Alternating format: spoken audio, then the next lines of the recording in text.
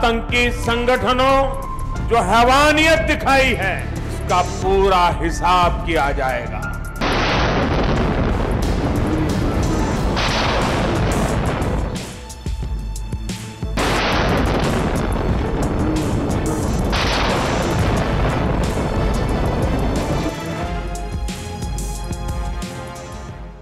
नमस्कार, मैं हूं दिवांजलि मोइत्रा।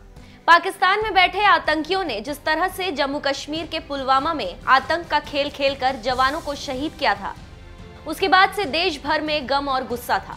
फिदायीन हमले में देश के 40 जवानों ने शहादत दी थी, जिसकी आज यानी 26 फरवरी को 13वीं मनाई जा रही थी। लेकिन किसे पता था कि जब पुलवामा शहीदों की 13वीं मनाई जा रही होगी तो शहीदों के परिजनों को खबर मिलेगी कि जिन्होंने हमारे जवानों को शहीद किया, आज हमारी सेना ने उन आतंकियों को जहन्नुम में पहुंचा दिया।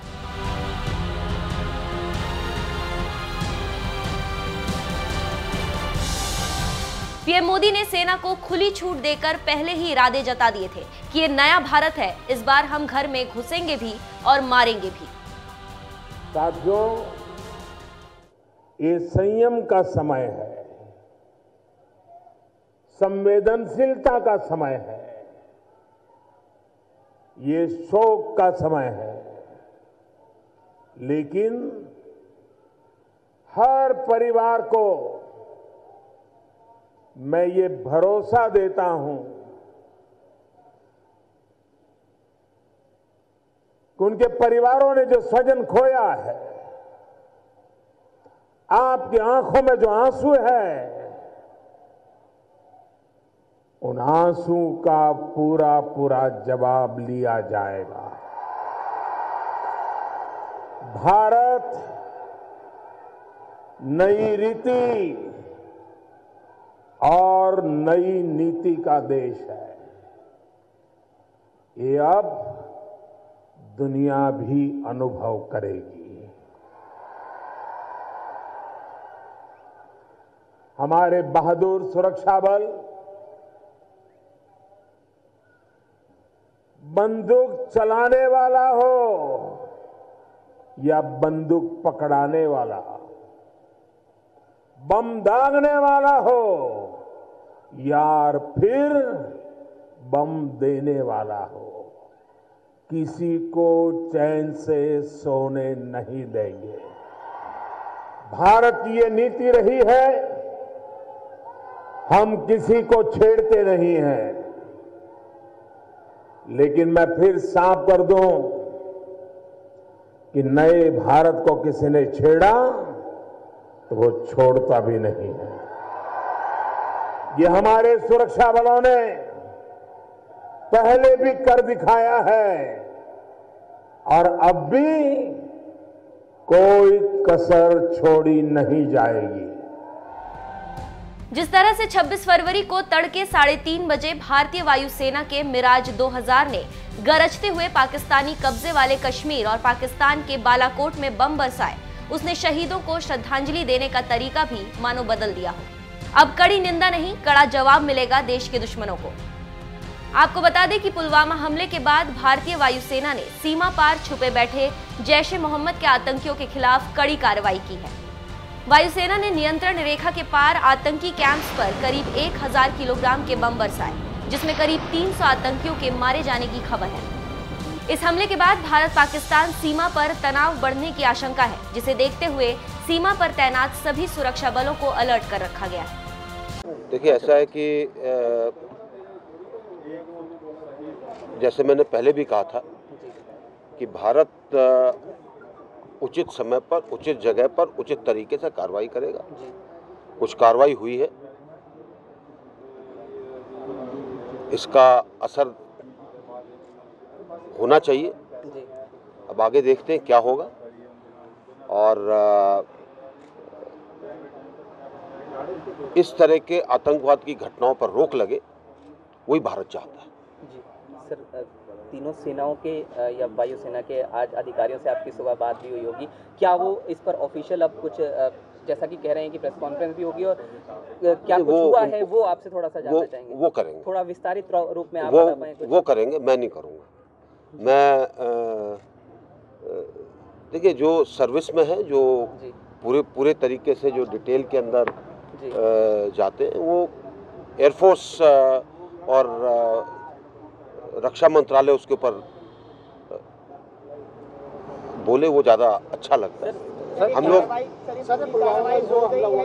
कार्रवाई होगी। हाँ जी, ये कार्रवाई पूरी हो गई या अभी और कार्रवाई होगी? देखिए, उचित तरीका, मैंने बोला ना, उचित जगह पर उचित समय पर उचित तरीका। उचित तरीके में बहुत सारी चीज़ें आती हैं। अब ये प्रधानमंत्री जी इसके ऊपर फैसला लेंगे कि उचित तरीके में छोटा डंडा चाहिए, बड़ा डंडा चाहिए, लाठी चाहिए, लोहे का सरिया चाहिए, वो तो डिसीजन उन्होंने लेना। सर, इमरान खान ने कहा रिटेलिएट करेगा। अभी हमने स्ट्राइक कर दिया, क्या रिटेलिएट की कोई संभावना है? अगर करे तो फिर देखिए, हमने कार्रवाई किसी कारण से की है और उस कारण का आपको पता है। बाकी जो चीज़ भी होगी उसके लिए हम तैयार हैं, कोई दिक्कत नहीं। सर, मुशर्रफ का, क्योंकि आपने सुना कि कहा उन्होंने कि हम मेरा दोस्त नहीं है लेकिन मीडिया खबरों के मुताबिक मैं कह रहा हूँ, उन्होंने कहा कि अगर एक बम गिरेगा तो हम 20 पहले ही गिराने को तैयार हैं। हालांकि जवाब इसका प्रतिकार में ही आ गया, लेकिन फिर भी आपसे एक रिएक्शन मुशर्रफ का। नहीं, देखिए, ऐसा है, मुशर्रफ साहब क्या बोलते हैं क्या नहीं बोलते, वो तो हाथ जोड़कर जिन देशों में रुके हुए हैं वहाँ पर गिड़गिड़ाते हैं कि मुझे बचा लो, तो उनकी क्या बात करें? जो अपने देश का नहीं रहा वो दूसरों का क्या बात करेगा? सर, मोटा मोटी मतलब नाश्ता हो गया, लंच और डिनर का अभी वक्त कुछ तय हुआ या आने वाले दिनों में पता नहीं।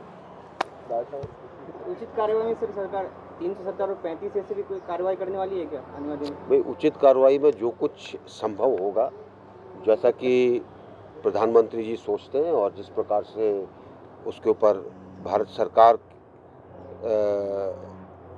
अपना विश्लेषण करती है, वो सब कार्रवाइयाँ होंगी। सब देश के लोगों में बहुत गुस्सा था जो हमला पुलवामा में हुआ था, तो इसका मतलब उसी का बदला आप कहीं लिया गया है?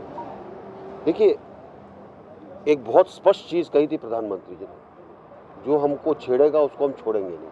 पहले से बोलते आ रहे हैं कि हमारी सेना जो कोई एक्शन लेगी देश के रक्षा के लिए, हमारे सरहद के संरक्षण के लिए, हम सभी एक होकर सपोर्ट कर रहे हैं।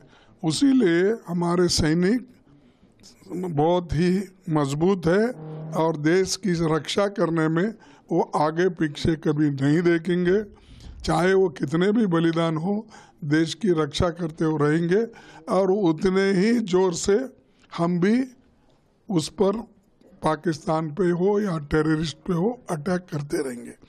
यानी मेरा मकसद है, पाकिस्तान बोले तो पाकिस्तान के दृष्टि से नहीं बोल रहा हूँ, जो पाकिस्तान में टेररिस्ट आज वो काम कर रहे हैं उनके खिलाफ एक्शन ज़रूर हमारे सैनिक ले रही है।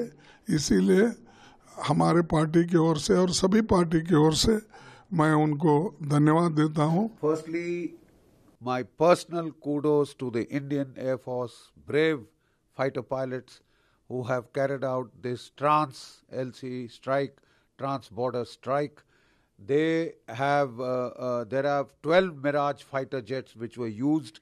They have used 1000 kg laser-guided precision-guided munitions, and they have hit 3 target complexes. The primary one being at Balakot, which was a training camp for the Jaish-e-Mohammed run by the nephew of Masood Azhar, Yusuf Azhar. We are still awaiting the bomb damage assessment, and that will give us the concrete proof of the damage we have been able to inflict on these facilities. From initial photographs, it looks to be considerable. Since the ammunition was precision-guided munitions, they would have hit the target squarely. And now these were given shotgun cover by Su-30 aircraft, and I think in some we are awaiting battle damage assessment, bomb damage assessment, but in some it was a very, very carefully crafted operation, because the problem was to achieve surprise. Striking Bhavalpur was the most obvious option. आतंकी संगठनों जो हैवानियत दिखाई है, उसका पूरा हिसाब किया जाएगा।